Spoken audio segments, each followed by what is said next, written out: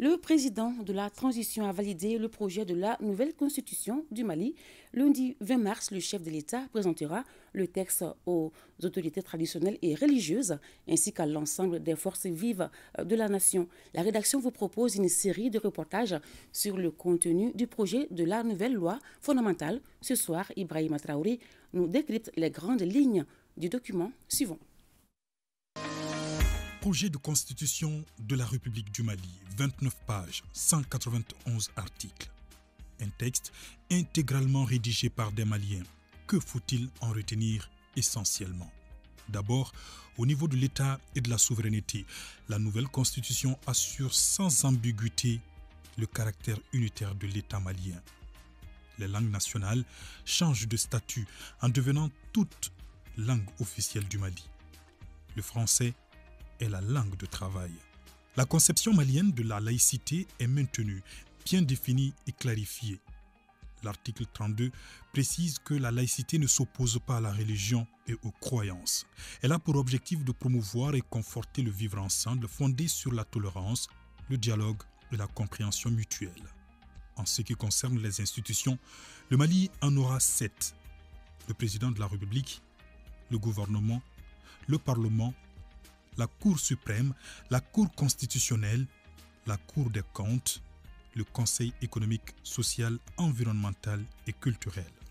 Du pouvoir exécutif, le président de la République doit être âgé de 35 ans au moins et de 75 ans au plus. C'est lui qui détermine désormais la politique de la nation, une politique conduite par le gouvernement. Une loi organique fixe le nombre des membres du gouvernement.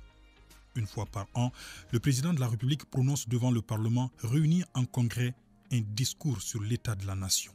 Il peut, après consultation des présidents des deux chambres et du président de la Cour constitutionnelle, prononcer la dissolution de l'Assemblée nationale. Du pouvoir législatif, il est exercé par le Parlement qui aura deux chambres, l'Assemblée nationale et le Sénat. Les deux chambres votent les lois et contrôlent l'action du gouvernement.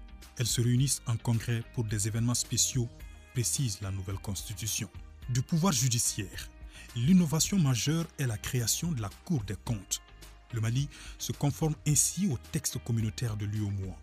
Dans la nouvelle constitution, l'on note aussi des procédures de destitution de certaines hautes autorités.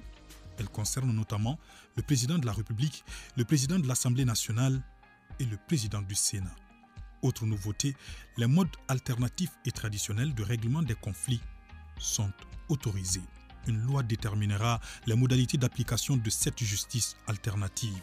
En plus, un citoyen pourra désormais saisir directement le Conseil supérieur de la magistrature. Enfin, nous avons le Conseil économique, social, environnemental et culturel. À ce niveau, l'on remarque aisément l'ajout du segment de l'environnement sur les attributions de cette institution. Au titre des dispositions finales, le dernier article stipule ceci.